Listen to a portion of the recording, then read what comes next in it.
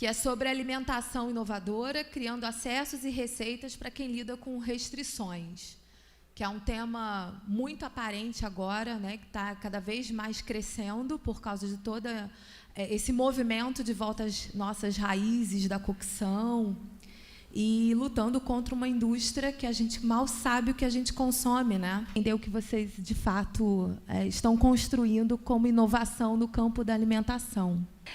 Hoje eu moro, né, numa cidade do interior de São Paulo chamada Monteiro Lobato, que é onde eu tenho o sítio São Benedito. Eu comecei trabalhando, né, com o mundo dos orgânicos, principalmente, na questão do acesso, né, de como fazer com que o orgânico chegue a lugares em que ele normalmente não chegava.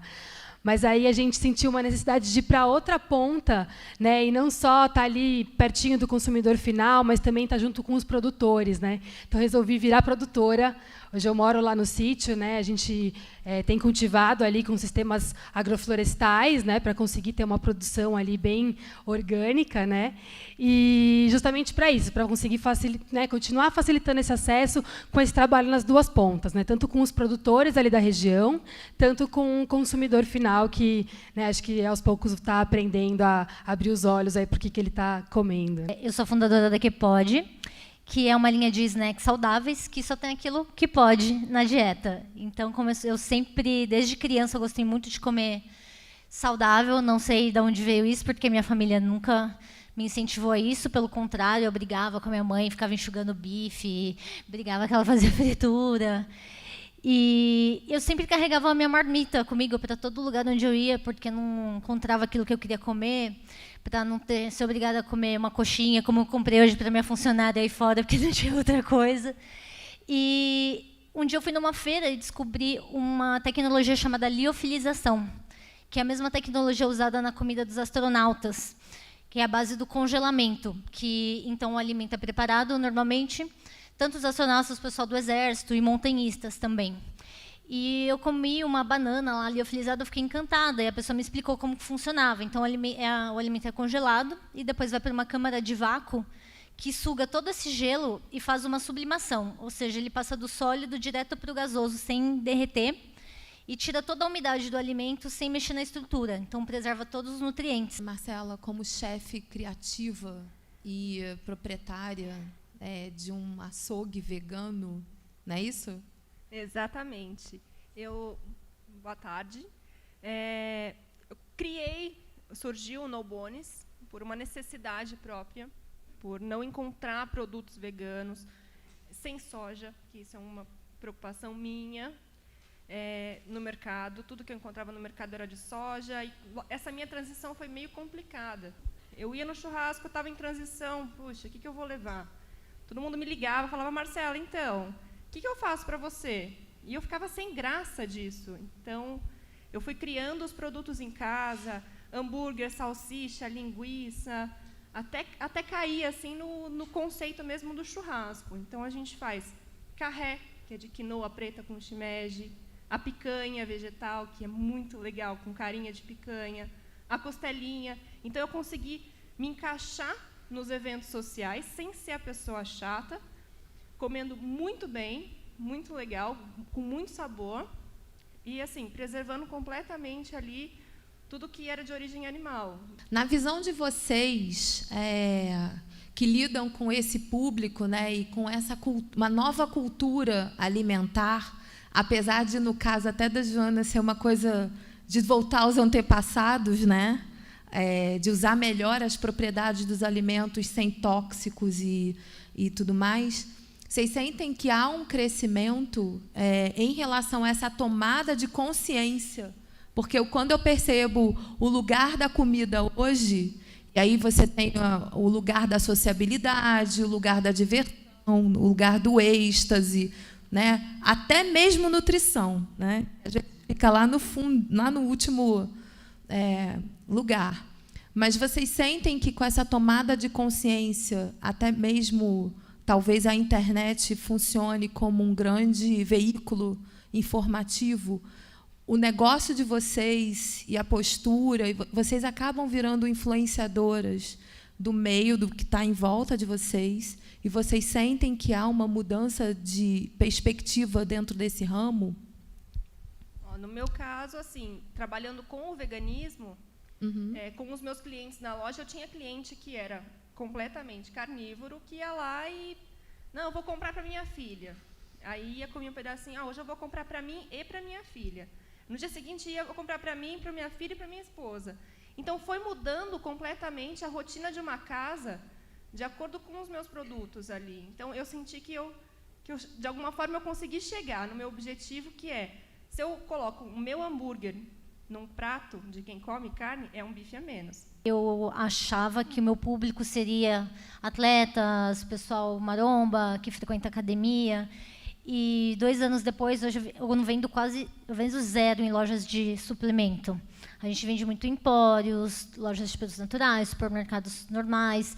E eu fico muito feliz porque eu vejo que eu estou cumprindo a minha missão, assim, que desde criancinha eu era chata e queria ficar falando para todo mundo comer saudável. Que a gente está tão acostumada aos filtros e a ser tudo tão perfeito, né? A pele não pode ter ruga, tudo não pode, né? E aí a fruta não pode ter uma manchinha, o legume não pode ser meio torto. Existe até um padrão estético para o legume, para a hortaliça, para a fruta. Exatamente. Como é que para a gôndola, né, do supermercado, tem toda uma triagem ali, né? Tem que passar no teste de padrão de beleza ali, né? E aí, como que você lida com isso? Até porque acho que é um alerta para a gente começar a não jogar tanta comida fora. Sim. Por causa de uma manchinha, ou que é o defeito da própria... Que não é nem um defeito, é uma característica da próprio alimento. Exatamente. E a Marta estava falando aqui, estava até lembrando, né? Às vezes as pessoas colocam tudo no mesmo bolo, assim. Ai, mas é orgânico, é vegano, é sem glúten, é o quê? E não sabem muito. Um produto orgânico é uma maçã, né? Uma maçã orgânica é uma maçã, igual outra maçã. E as pessoas acham, às vezes, mas eu não vou gostar porque é orgânico, né? Mas é a mesma coisa, né? É o mesmo produto que você vai consumir ali, né? Então, acho que tem um crescimento, sim, né? A produção do orgânico tem crescido 20% aí ao ano, mas eu acho que a gente ainda tem muitas barreiras por quebrar, assim, né? A questão do preço, a própria questão do acesso, da distribuição, né? A própria questão desses paradigmas, né? Isso que você estava falando da cara, é um mito essa coisa de que o orgânico é mais feio, né? A gente encontra produtos maravilhosos, né? Vem muito ali do manejo, né? De como aquele produto é produzido. Assim. Quando a gente fala de antropologia da alimentação ou consumo de uma forma geral, a gente também está falando de um posicionamento político. Fico pensando se não existe uma tendência de pensar no bem-estar, e aí eu acho que a estética pode ser uma força motriz, como foi com você, Marta. Acho também que pode pensar, quando você fala menos um boi, menos um bife, e você está defendendo os animais. E quando você está pensando, Joana, do veneno, eu estou pensando que você está combatendo uma série de indústria do agrotóxico. Estou errada? Então, a gente está falando aqui de comida, mas a gente está falando de atos políticos, né? Como é que é isso para vocês? O consumidor de vocês, aquele que está começando a se interessar, ele é motivado pelo quê? Qual é a motivação para eu entrar no seu açougue vegano? Qual é a motivação mais comum para eu começar a comprar os seus produtos orgânicos lá no seu sítio e a ter as vivências e tudo mais que você me contou? Acho que você podia contar um pouco sobre isso. Você tem a vida corrida e não tem condições de parar, sentar num restaurante ou comer em casa. E, ao mesmo tempo, essa preocupação crescente que as pessoas estão tendo com a saúde. Então, e eu digo que o snack ele tem que atender a vários requisitos, que tem que ser não só saudável, ele tem que nutrir, matar a fome, ser prático e ser gostoso. Não adianta ser tudo isso e ser ruim. Ou ser gostoso e não ser saudável, ser gostoso e não matar fome, enfim. Então, tem que aliar tudo isso. Então, a motivação, eu acho que é preocupação com a saúde, a praticidade, a falta de tempo e, muitas vezes, a estética também. Quando você fala saúde, você está falando de bem-estar físico ou, por exemplo, de você estar dentro de um corpo do tamanho que você sente que você está saudável, que você está confortável nele? Eu acho que as duas coisas. Não é porque uma pessoa é magra que ela é saudável. Hoje o meu desafio é porque um produto meu, um chips de batata doce, que passa por toda essa tecnologia, é só a batata cozida, congelada, sem água, com tempero, ela é 0 de gordura, um pacotinho de 30 gramas, na verdade lá dentro tem 100 gramas de batata. Aí custa em média R$16, um pacotinho. Aí eu tenho o meu concorrente, que também tem chips de batata doce, só que o dele é frito, e 50% do pacotinho dele é gordura. Só que as pessoas olham batata doce, esse é 6, esse é 16. Então, eu vou levar de 6, é tudo igual. A gente está falando de prazer, né? E aí eu fico pensando em os memes que se fazem com a Bela Gil, né? Porque enquanto o Clotro-Agro está lá cozinhando, banhando tudo na manteiga, não vira meme, né? Mas aí quando a Bela Gil coloca uma série de possibilidades... Eu já me sinto mais saudável só de assistir. Eu estou nessa ainda. Né? Eu já boto lá na Bela Gil, fico ouvindo, agora vai entrar por osmose, eu acho. Mas é engraçado porque virou uma belagização, né? Fica todo mundo sacaneando ela. Você pode trocar, né? Você pode substituir. E aí eu acho que é louco porque quando a gente fala de substituição, a gente sempre está falando do fake, né? A gente não está falando do original. A gente sempre está falando de algo que pode ser e não, de fato, o que aquilo é. E vira uma cultura de negação do que é verdadeiro, ou seja, o industrial, o frito, como se aquela cultura alimentícia fosse a correta ou fosse a predominante e fosse a verdadeira.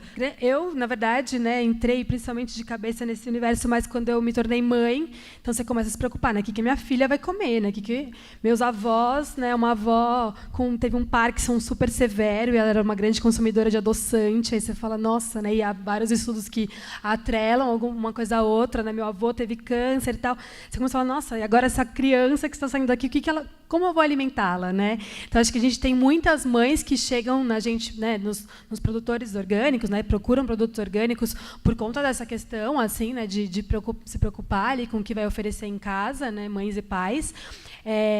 E a gente viu isso, assim, né, de como na educação, né, tá tão importante a gente preparar essas próximas gerações também para isso, né? Eu cresci com aquela frase do tipo, né, várias pessoas da minha geração falam, minha mãe falava isso, não, mas você come que não vai morrer, né? Ou então, dei refrigerante a vida inteira para meu filho e tô aqui, né? Minha mãe me deu refrigerante a vida inteira, eu tô aqui, sobrevivi, sabe? Eu fico pensando, nossa, mas a gente vai falar só de sobrevivência, né? E não vai mostrar tipo as outras possibilidades também que tem, né? Então foi daí que surgiu um pouco essa questão da vivência, né? Principalmente para o contato, né? Assim, a gente aprende muito aquilo que a gente vivencia, né? Então a gente tem levado pessoas lá para o sítio justamente para vivenciarem ali, a gente chama de um dia de campo, né? Então é um pouco da nossa rotina ali, de como, né, a gente mantém a horta, né, de como a gente liga com as pragas, por exemplo, né? Quando chegam os produtos para mim, eu quero saber tudo o que acontece com ele, qual que é o máximo de textura que ele consegue chegar. Então eu cozinho, congelo. Eu faço 1000 testes com cada produto que chega para poder descobrir o grão de bico. Se eu cozinhar muito, se eu cozinhar pouco, converso. Eu tenho uma nutricionista junto comigo também, que me ajuda. Se você cozinhar muito, ele vai perder tanto de vitamina. Então, o que a gente pode colocar junto para poder criar um novo produto, para poder equilibrar toda essa parte nutricional. Então, eu tento potencializar o máximo de cada produto que chega para mim. Cogumelo. Chega o cogumelo para mim, não posso bater? Que dó, jogar um cogumelo dentro do liquidificador. Eu faço isso. E faço uns bolinhos incríveis. Então, para poder mostrar que todo produto tem seus prós e os contras ali, o máximo que você pode chegar e o que você não pode fazer de jeito nenhum. Então, eu já estraguei muita coisa, mas a gente come. Vê vários tipos de restrições. Teve cliente, chegou lá e falou assim, eu tenho intolerância e não posso comer nada que tenha proteína. Não posso comer nada de proteína. Vários grãos têm proteína. Cogumelo é riquíssimo em proteína. Sim. Tem o que é intolerante à soja, não pode consumir nada de soja. Um dos motivos também pelo qual eu não trabalho com soja, eu tenho um único item de um cardápio de 23 itens de produção própria. Um único item só que tem soja, o restante todos à base de grãos e vegetais. Então, a gente vai buscando alternativas e produtos que a gente consiga agregar ao nosso produto. Ainda é um mercado bem restrito. Ou você faz em casa, ou você faz em casa por enquanto, porque as grandes empresas ainda não conseguem fazer. Um exemplo que eu dou muito, que o pessoal fala assim, eu queria muito comprar o seu doce de leite, o leite condensado, que é a base de leite de coco, mas é muito caro. E por isso eu não consigo comprar, ou não vai. E a gente não tem uma ferramenta ainda, uma indústria que faça isso. A gente está chegando lá. Está crescendo muito. Obrigada. Obrigada. Obrigada.